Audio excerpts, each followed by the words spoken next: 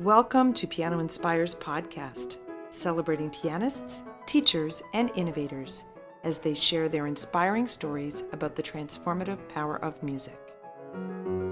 Are you passionate about piano and keyboard education? Then mark your calendars for an event that's set to elevate your teaching skills to new heights. The National Conference for Keyboard Pedagogy is back, and it's bigger and better than ever. Join us for our online conference on June 7 and 8, 2025, and our in-person conference, July 23 to 26, 2025, in Lombard, Illinois, for an unforgettable gathering of educators, performers, and industry experts. Whether you're a seasoned professional or just starting out, this conference offers something for everyone. Dive into workshops led by renowned instructors, discover cutting-edge teaching techniques, and connect with like-minded individuals who share your love for music education. Don't miss out on this incredible opportunity to learn, grow, and be inspired. For more information, visit nckp2025.com today. Welcome to Piano Inspires podcast. I'm Dr. Jennifer Snow. I'm the CEO and Executive Director of the Francis Clark Center. And today we're speaking with Courtney Crappell. Dr. Courtney Crappell is the Dean of the Conservatory for Dance, Music, and Theater at the University of Missouri, Kansas City.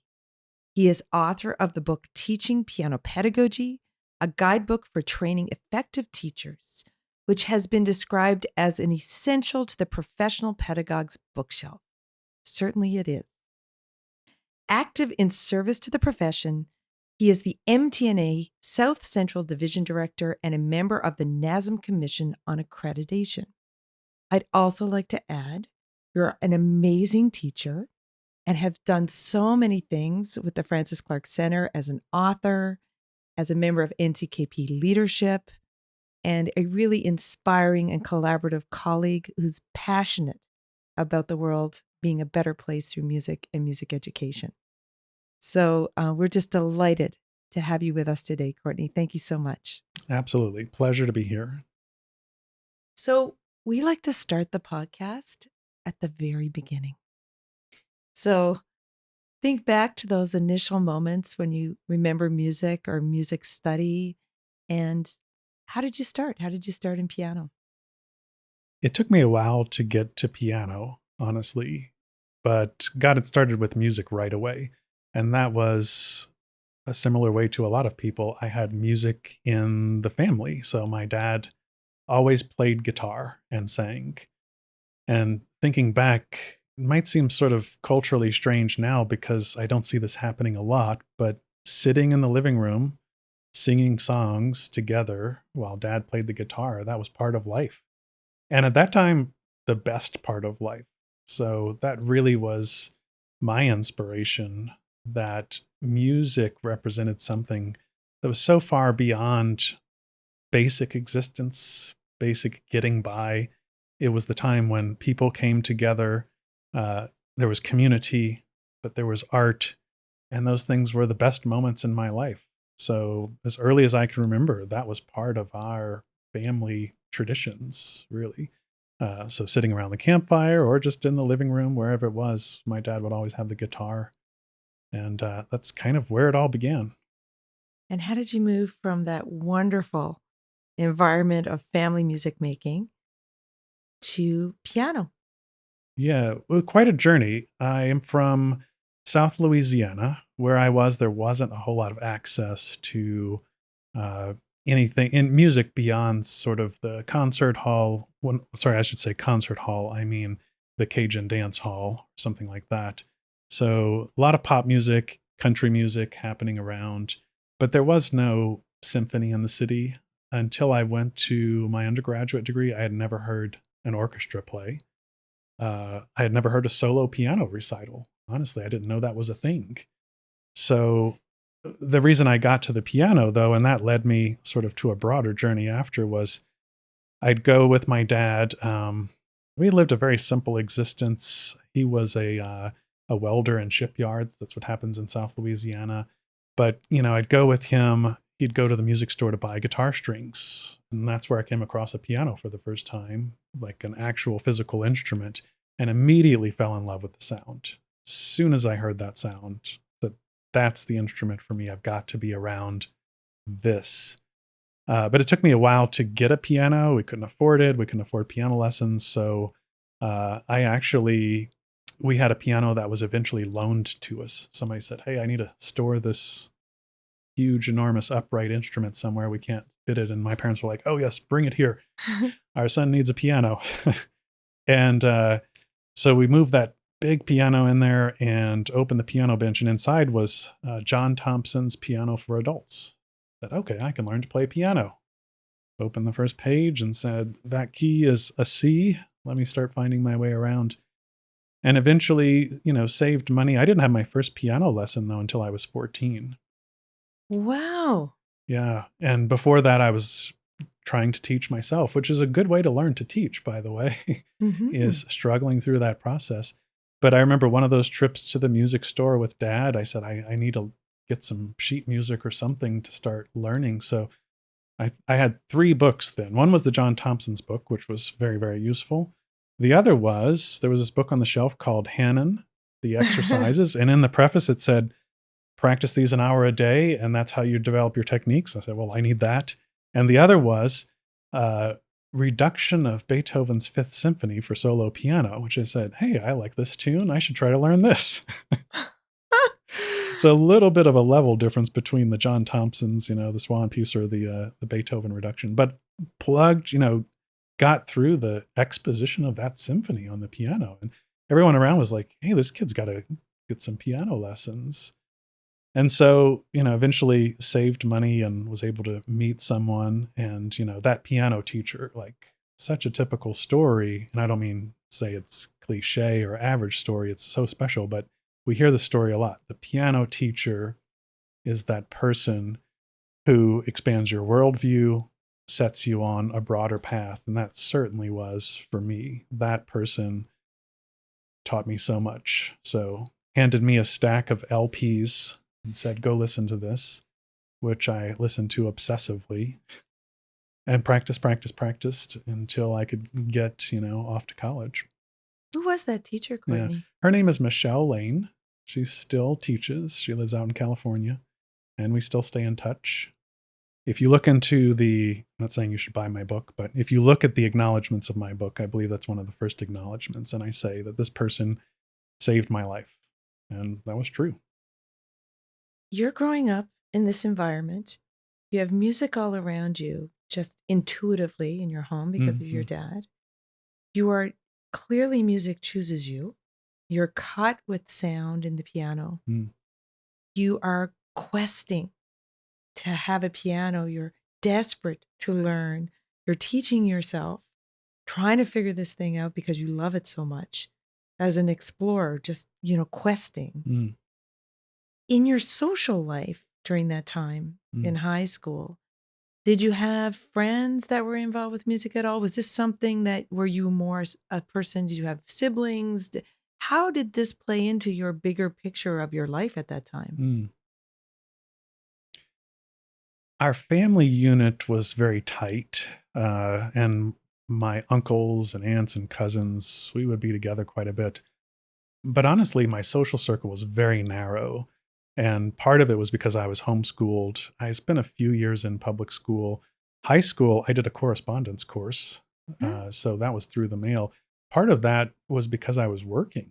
So from the age of, I started working when I was about 12, part-time, helping an uncle out doing some things. But by the time I was 15, I was working 40 hours a week in a mechanic shop.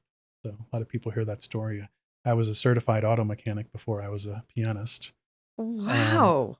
But to your question, you were asking, sort of how did that circle, I guess, affect or impact? But I was so focused on, I was working a lot and I was doing work that I did not love. So, I was working in a mechanic shop. My lunch hour, instead of eating, I would go home and play for an hour. So you see my piano scores, they're all greasy on the edges from that era because couldn't get my hands clean. But I think that helped me focus on music. Music and that side of things represented where I wanted to go because where I wasn't where I wanted to stay. And so it took a while to work myself through that. I mean, I didn't go to college after graduating high school. A fun fact about my high school, by the way, I had done this correspondence course. Eventually, I realized that this wasn't accredited and that universities weren't going to accept my degree that I had.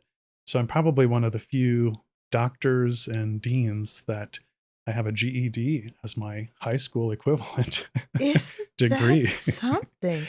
So, and I look back, those were really difficult, challenging times to work through. And I was suffering so much stress because I said, how am I going to get good enough to enter this broader world? And, but when I look back now, I think how fortunate it was that I had to do the work, the struggle, then put everything in perspective later, because not only was honestly that work much easier, even though I was working very hard in university life and after, it still felt much easier than the other thing I was doing. But it also helped me, develop a work ethic. Well, I learned so much during that period. I mean, running a business basically. So Yes. I was doing the budget, paying employees, inventory, lots of like really practical skills that I look back, I'm like, how fortunate was it that at 21, I went to university and had this entire set of sort of life skills to supplement what was going to happen after. I don't know if I got to the point of your question. You did, though. Okay. even more so. But that really is the foundation of your current leadership work, and also your capacity and passion for access and for understanding and in valuing the importance and the role, as you say, of that person who becomes your mentor and guide in discovering music in your life. Yeah, that's true. Is it that you, in your upbringing, so your social circle was mainly family? Yes. And then you were sort of chose this path. How did you go from that into university? And how did you go into music in university? Because you were coming at it from a very individual experience. I think the path to university, I was focused on that because I knew I wanted to be around the piano. I was not interested in performance. I never enjoyed performing. And I guess I would have fun. Sometimes I played with my dad at a Cajun dance hall. So we play music. That was fun, but that's also going back to a social component, less than a performative component. But I knew I wanted to be a teacher. And I thought the job of piano teacher just seemed about the best thing in the world you could do. At the time, of course, I was contrasting that with being under the hood of an automobile, or like my dad who worked in shipyards, which involves crawling into pipes and welding with hot rods. I mean, so piano teaching seemed like a dream job. Not only do you get, you're physically, it's a little easier, maybe a lot, but it's also, you're just involved in the learning process. So it's that love of learning really that I got from my mom, I think, but that had me on track to say, I want to teach piano. Well, to teach piano, my piano teacher told me, and rightfully so, you need to get a degree. You need to get training. And at the time, my worldview was just where I was. I'll say it's a small worldview because I was in a smaller place. And, I told my teacher, I'm going to go to the community college. There's a piano teacher there I know. And she said, well, sure, apply. But she said, you really need to apply at some other schools as well. And she's the one who coached me to say, go apply to the state schools or the other schools in the area. And she got me on that path to really look at that. But I had no idea. I told someone this story just yesterday. I said, when I applied for university, I was looking at this application. It was not on the web then. It was, You had to get these applications. And it said undergraduate, graduate. I'm like, which one should I do? I'm like, I think I'm smart. Maybe I should do a graduate degree. That sounds like, so you have no concept of these things. So back to your point of access, I mean, I was figuring things out. And honestly, I do have a very big passion for state schools and public state schools because of that access piece. That's the part that got me to university, because I went to Louisiana State University, which was to help. I mean, state schools are designed for that state to help that population. I had no idea what a Juilliard was. I mean, I knew the name of Harvard, but it had nothing to do with my world. So I would have had no path into that had it not been for that school that was there and a wonderful faculty that was there. So it's another reason why, honestly, my career, I feel like I've naturally sort of gravitated after graduate school into public state schools because they play such a critical role for people like me. Are you first generation to go to university? Yeah. Yeah. And your mom, you said she inspired your curiosity Mhm. for learning. Yeah. And how did that manifest? Was she your main teacher in homeschooling? And Yeah. From a young age. So she was my homeschool teacher. I went to public school for the first time. I think there was a year they said, oh, well, let's try this out. And I went to the second grade, I think it was. And I was so far ahead of everyone in that school. It was just, I think this happens a lot with people who are homeschooled. The pace is different, it's focused. right. But she was and is a great teacher because she knows how to ask great questions. And she really taught me to think like a scientist, which is look for the evidence. If you read something, go and find out why you should believe that. And that pattern, I mean, was just always part of my life year after year. And I think her passion for learning, she's interesting because she speaks several languages now. Why? She just likes to learn. And I see that in her. So that curiosity Mm-hmm. deeply embedded in me and my sister. So That is phenomenal. And that really is when I think of you and following your career mm. is driven by curiosity and exploration Mm. and advocacy and access. So you've arrived at the undergraduate Mm. aspect of your career Mm. and you enter this environment. And did you feel that you were on cloud nine because you were out of the place that you were trying to move from Yeah. into a space that was bringing you closer to your perceived dream job? Yeah. Yeah. Absolutely. I entered a fantasy land, absolute fantasy land. It's funny because I distinctly remember going to my first class, music theory, which they put at 8 a.m. just because they can. Well, it's a scheduling issue, but I sat down and I'm like, oh, it's happening here. And another student sat down next to me. He was grumbling. He's like, I can't believe this 8 o'clock class. This is just ridiculous. And I'm sitting there saying, 8 o'clock class, we're going to sit here and we're going to talk about music. It's like I'm usually under the hood of a car for a few hours by now. Like, this is unbelievable. What a distinct advantage for me, right? Like, I was so Oh, grateful yes. every Mhm. moment of it. And it was very, very hard, I have to say. I mean, it was challenging and uh, it was very difficult to make it through because, frankly, I didn't have the level of preparation that most of my peers there did. So, I was struggling still to learn late intermediate, early advanced repertoire. And I had friends there, those people who can learn a new Beethoven sonata in 2 weeks kind of thing. And I'm like, is this the place for me? So it was really, really challenging. But still, I was so appreciative of where I was and what I was around that sustained me through it. Of course, I shouldn't say that. I mean, I was determined. It was really the faculty, my teachers, Mhm. again, going back to the piano teachers, it was my piano teacher there who, took my hand and helped me through it all, believed that I could do it. And who was that teacher? That was Jennifer Hagee. So she's Oh, here. yeah. Yeah. Oh, isn't that wonderful? Yep. And then you're there, you know, taking it all in, absorbing. And then the next step after undergrad, at that point, did you say, I want to continue in this? I'm so happy.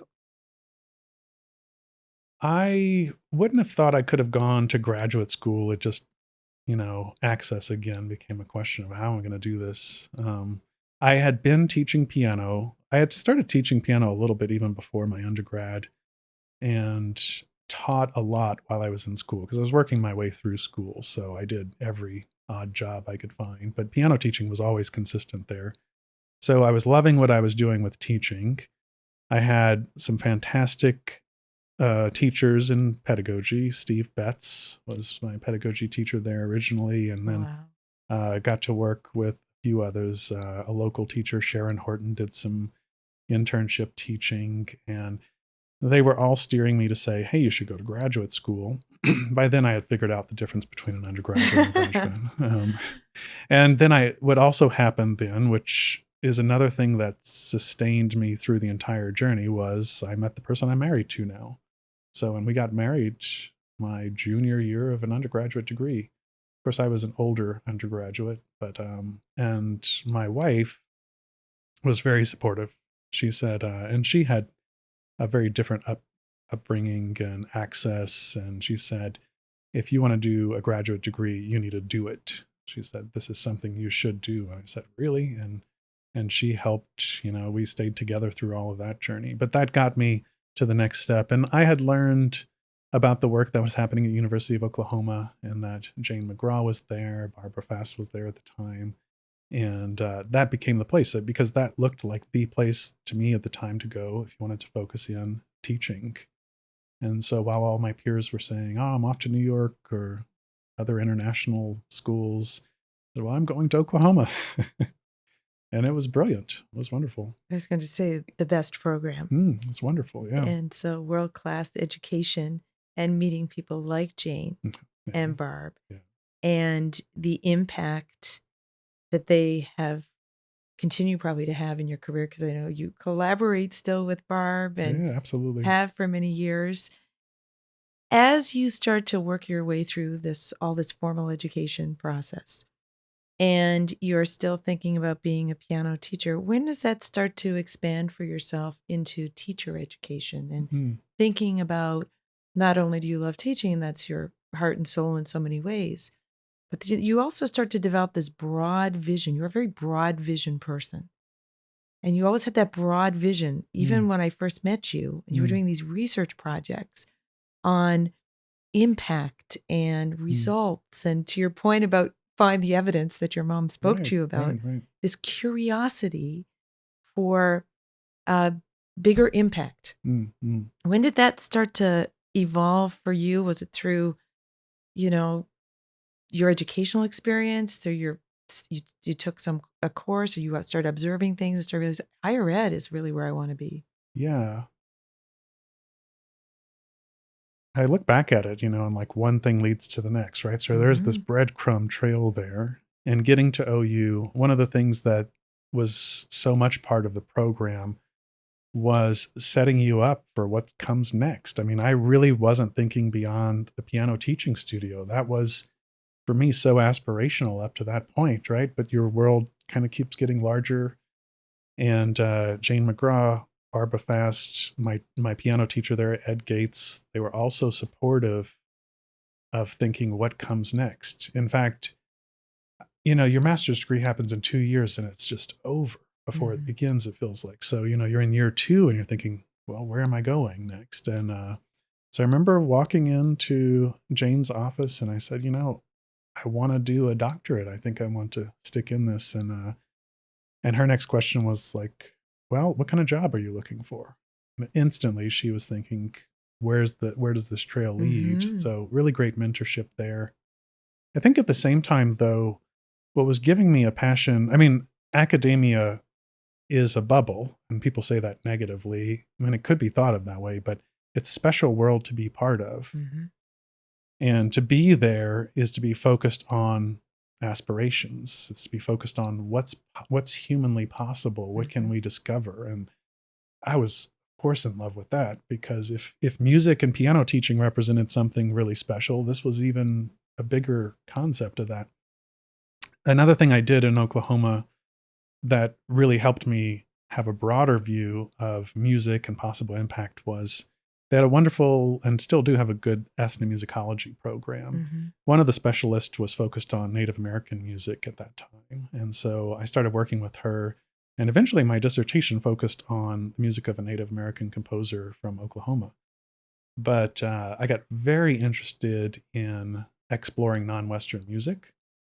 Then my interest of non-Western music, I said, wait, there's some really interesting pedagogical impacts of this that we could take even into the piano. And I remember at the time, my peers were like, this has nothing to do with what we're doing, like a powwow or jingle dress, like all of these things. I said, that's not piano. And I said, well, look how they do it. And it was really studying oral traditions and learning from that. And there were just discoveries, I think, to put pieces together that were really exciting to me. And so when I was looking at my doctorate, there was a moment, maybe about 5 minutes worth, longer than that, but I thought, well, maybe I need to go to UCLA or somewhere like that and really embrace, a sort of world music experience. But I was a piano teacher at heart and decided to stick with that. But I think it was during my graduate studies, especially the doctorate, where it started becoming apparent to me, like the learning process I went through. If you start your first piano lessons at 14, that's a huge disadvantage if you want to win concerto competitions, right? You just don't have enough time to build your skills. But it's a huge advantage if you really want to understand the learning process. Because if you've started piano lessons, and I've seen this more and more at the age of 3 or 6, being aware of your own learning processes is much more difficult. It's a different experience. Yes. When you're a teenager, you're so much more sensitive to that. And then even as an adult, you hear people talk about learning a new instrument. We heard that actually this morning at a talk. And being aware of that learning process is a huge advantage. And I started seeing myself as like, how am I making lemonade out of these lemons, of the challenges I had, and then turn them into, real tools to use. So I started realizing, hey, I've got this skill set of like project management that most people don't have. I'm here. I want to get to here, that distance. What are my steps to get from there? And I was a self-learner, right? I mean, think back to this correspondence course in high school. Yes. My mom wasn't even there. I was puzzling out this math, or when I took the ACT, sometimes it's the SAT, it depends on the state you're in. But, I just holed up in my apartment at the time and found math courses and studied until I could get a good enough ACT score to get into the university. So that's hard. There are easier pathways. But at the same time, it was training those thought patterns that would prepare me to do that again and again later. So really valuable skills. I'm waxing on and on about this, but no, but this is it's so fascinating because I also think your pull towards world pedagogies and world music is connected to how you learn. In this act of discovery of oral tradition. I mean, that's how you first immerse yourself in piano. Yeah. And you connect with that intuitive response to music. Yeah. I'd add a piece to that too of what resonated with me so much there, especially like I was getting to know these Native Americans in different cities near Norman and Oklahoma City. What really resonated with me was the value system that they placed upon the art forms. And that was much closer to what I grew up with. So in Western art music, a lot of times in the conservatories, we're focused so keenly on a few values.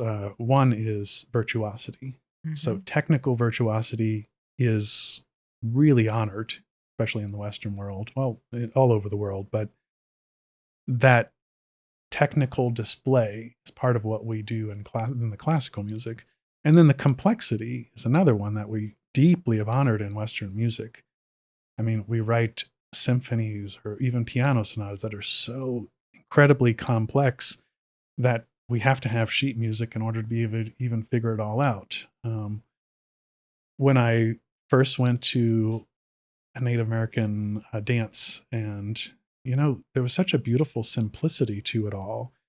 People sitting around a drum, singing, and some of it is very technically complex, but it's not why they do it necessarily. They can have competitions, of course, but and so I was talking to one person. I was like, what do you like about this music? Like, what makes it great? And it's like, oh, well, brings us together.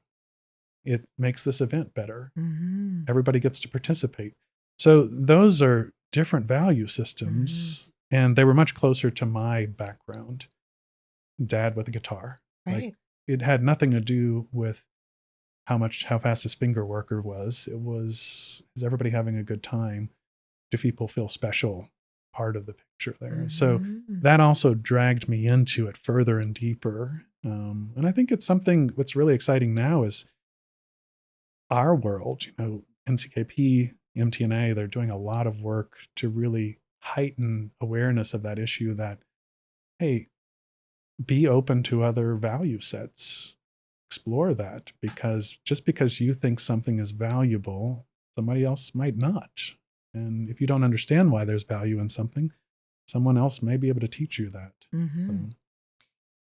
I'm going to take us to a journey now where you are coming out of this extraordinary higher education journey. You are ready to embark in your career in piano pedagogy, mm, and you start by becoming a professor in piano pedagogy. And you move your life and you start in that profession. Talk a little bit about your time in the field in piano pedagogy and how that led you into leadership. mm. My first job, when I went to San Antonio to work there, I was so terrified because I had taught piano for a long time. I'd studied and, I would say I diligently tried to prepare myself for that job as best as I could. The problem, though, is, it takes experience to be a great piano teacher, or any teacher for that matter. And I wasn't that old yet, hadn't had a lot of experience. And I remember sitting down with one of the local San Antonio teachers. And because there were a lot of people who were enrolling in that program who were teachers who were coming back for their master's degree. And I said to this person, I said, I don't have any business getting into a teacher training class with somebody who's been teaching for 30 years. I said, that's incredible. It's like, I don't know if I have better answers or even something to bring to the table. And his response to me was, that's why you're going to be really good at it. Mhm. Said, because you're aware of that and you're ready to learn the next things. Like, just great teachers keep learning. And he was right. I mean, I kept getting better, but I also had a lot to offer. And that was exciting. I mean, isn't it amazing? Like when you realize, hey, I have something that could actually mean something to someone else. So that's Mhm. a beautiful human experience. So I go back to, like project management skills that I had developed as a mechanic or a self learner and things, and that ability to think, I need to get from here to there, to break that task down, um, to really dive in and understand, like, why is this hard? How can I make it simple? Or why is it complex? How can I make it simple? One of my favorite quotes, by the way, is by Pete Seeger, the folk singer. Mhm. And he said, any darn fool can make something complex. Takes a genius to make something simple. It's wonderful. And I think that's like what we try to do as teachers, right? We're Mhm. trying to make this accessible. It's confusing because it seems so hard and complex. And, you break it down, you make something that creates that entry point for someone. You see them have the aha moment, and everyone has this moment of euphoria. And you're like, I got to do that again. Mhm. And so that the pedagogical process, whatever that means, I mean, there's so many aspects to that, but thinking of where you want to get to and how the journey will bring you there. Uh, Thinking of how you understand, I mean, how you understand another person so that you can approach a topic and make it accessible for them. Different learning styles, different backgrounds, different attention spans, different physical abilities, all of those things, because you're becoming keenly aware of your students and how you're going to help them on an individual basis. Those skills are what you do in administration and leadership, because you've got a group of people or an organization and you want to discover, how are we going to find our assets here? Like, who's good at what? What's the advantages we have here that might be distinct here? All those questions that you continue to ask as a teacher are part of moving an organization forward. So I was that this is a typical story for administrators, is they never intended to be administrators, by the way, Right. so I never Accidental administrators. exactly. But once I dipped my toe in the water, saw that, I said, wow, here's a way to use my skills and really make an impact. So it drew me in further and further. You also have extraordinary imagination and vision. You are somebody who is always looking at the big sphere. You receive grants to do really innovative projects. You're fascinated by technology. We've had many conversations in passing that really speak to future, like being a visionary, a futurist. Mm. And how does that sort of play for you on a day-to-day basis? Are you something come across and you think, oh gosh, we should do that interdisciplinary thing? Because are you motivated by the impact on people? Are you motivated by the idea? Are you motivated by the unknown? Mm. Well, I am the personality type that's, I wake up and I immediately have an existential crisis. No, I'm just kidding. But it's just a way that, I realize it because, my wife, we have different ways of looking at the world. She's so much more concrete and I'm so abstract, and she probably keeps me sane, by the way. But, I come home from something and she says, oh, I want to do this in the garden. And I'm like, why do you care about the garden? Like, stars are doing this right now. It's some sort of, scaled up into universal proportions of something. It's so different. So it is different than a lot of my friends, or often with the faculty I work with. Some people, they enjoy a focus, and once they get good at something, they want to live with that for a long time. And for some reason, I have this impetus just to go find something else that could either make that thing faster or bigger or more fun or interesting. And I think that comes from a curiosity that, going back to my background, where that world was small and you start realizing, hey, there's more. Wait, there's more. And there's more. And it just becomes, I don't know, that feeds me. That gives me energy. Sometimes, it's a problem. You have to learn to pace yourself, because you can burn out really quickly.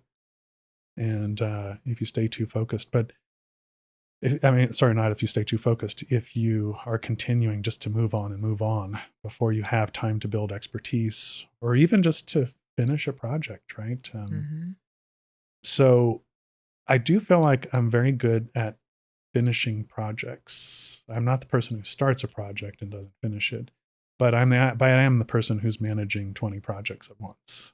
And often those are, those feed each other.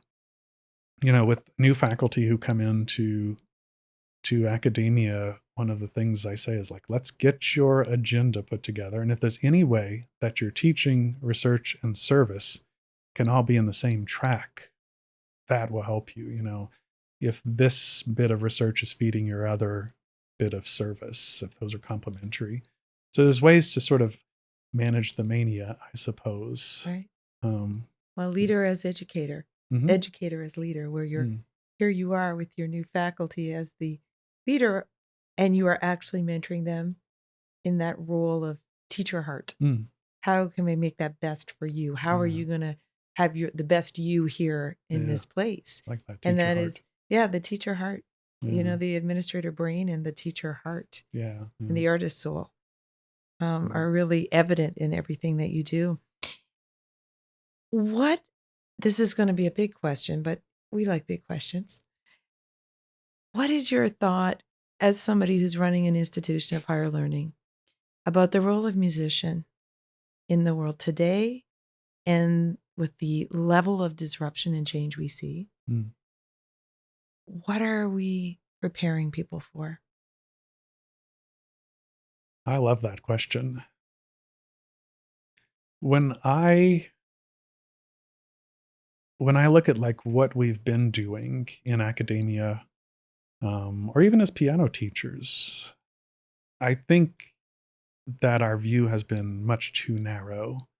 And I think a lot of people are figuring this out now, because the impact we can have is so much larger than where we've thought it would be. And that's really exciting. So let me be more specific, I guess, about that. If your kid is going to go to university and they say, "Oh, I'm going to major in music," and so you're like, "Okay, well, that's going to be hard. How are you going to have a career?" And thoughts, really people have a binary impression of what you do with that. Right. You're going to perform, and if that doesn't work out, or maybe, if it is your passion, you're going to teach. And it's this or that mentality. Of course, we who've been in it know there's a lot of other pathways there, but we haven't done a good job of letting the rest of the world know that. Mm-hmm. Really, we have such an opportunity to let more people know of the impact of the arts. So I feel like we really, the teaching, performing binary approach, we've been looking through the peephole in the door, and it's time to open the whole door. When I talk to groups of parents with their students who are auditioning, I say, the arts are all around you. They're in the phones, the sounds your phones make. They're in the clothes you're wearing. They're on the billboards you see on the side of the road. They're everywhere. Employers are looking for creatives to hire. Mm-hmm. And I do believe that this understanding that the arts are part of the lives rather than this optional add-on at the end of the day. All right, we're focused on your STEM preparation for a career. Now let's go tack on some piano lessons because you gotta. Two, the piano lessons are the fuel for the creativity in the STEM fields. I was recently in Boston and I was talking to an MIT faculty member, retired now, but she was part of, the center doesn't exist anymore, but it's Center for Advanced Visual Studies. And it was a group of people who believed that the marriage of technology and the arts was going to unlock significant secrets, was going to lead to discoveries that couldn't happen, or even just fuel the discoveries in specific disciplines. And it's fascinating to see work like that because you think MIT, well, we don't really question the value of MIT, right? Like there's IP coming out. We take it for granted these days. But look at music theater and the arts at MIT. It's the fuel for that. So where are we going? Institutions like mine, I'm at a public state university. And I think there's some degree plans that we've really not been focused on as academic faculty in the arts, specifically the liberal arts, Bachelor of Arts degrees, which are intended to prepare people for a broad variety of pathways. And, maybe this prediction won't come true, but I think that the Bachelor of Arts degree is going to become a large focus for us, and more so than the Bachelor of Music degrees, which are performance-based. Mm-hmm. There's not enough room in the degree plans. We continue to try to make them more modern and relevant to help these students be successful. So, we've done things like, all right, do your Bachelor of Music, but you should also do an arts entrepreneurship program because you're going to need that. Well, what if you did a Bachelor of Arts degree and you just build this into a broader portfolio? And whether it's, college prep programs at high schools for the arts or undergraduate degrees that are launch pads into other careers, just we know these pathways exist because people have those jobs. I talked to scientists who trained as musicians, lawyers, Doctors. who were actors. The list goes on and on and on. We know that happens, and we'll talk about that when we're promoting the value of the arts, study in the arts. But I don't think we put our money where our mouth is to say, let's really invest in that. Let's commit to those programs. So I feel like we're on the cusp. Like I said, we just need to open the door. And there's concerns about shrinking budgets or low recruiting numbers. Those problems won't exist if people understand the value. Right. So that's where I think we're heading. That's exciting. What inspires you, or who inspires you? Everything. I believe that. I was just sitting at lunch, and we had a meeting lunch, and there was someone who was taking care of the water and the food and things like that, and he was kind of inspiring me because I was like, wow, what is it like? We were focused on the topic for the moment, but I was like, what is it like for this person just to kind of hear this and be part of this sort of fly on the wall, And I ended up, this is my brain. I started going on this tangent of, like, I wonder if I could talk to him and learn more about this. Like, what does he Mhm. think when he hears these things? Like, is he understanding the topic? And I bet that's such a valuable external perspective. So I guess, Jennifer, I mean, that's a silly thing to say inspires me, but it's like you find inspiration everywhere. Like, my goal is always just to have my eyes open to it. Like, Mhm. so that you're not, this expression, stopping to smell the roses. It's not about stopping what you're doing. It's just look around Right. and it's there. You are truly a visionary and explorer. From early days, your exploration, your desire to explore unknown frontiers Mm. is really a theme today in our talk and in your career and in your work and in your life. Mm. We like to end this podcast with you completing a statement. Okay. Piano inspires. Curiosity. Courtney, this has been such a wonderful Thank conversation. you.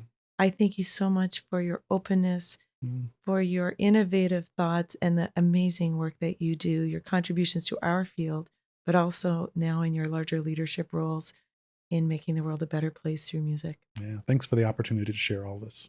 Wonderful. Thank Yeah. you. The Francis Clark Center is a not-for-profit educational organization that serves the advancement of piano teaching, learning, and performing.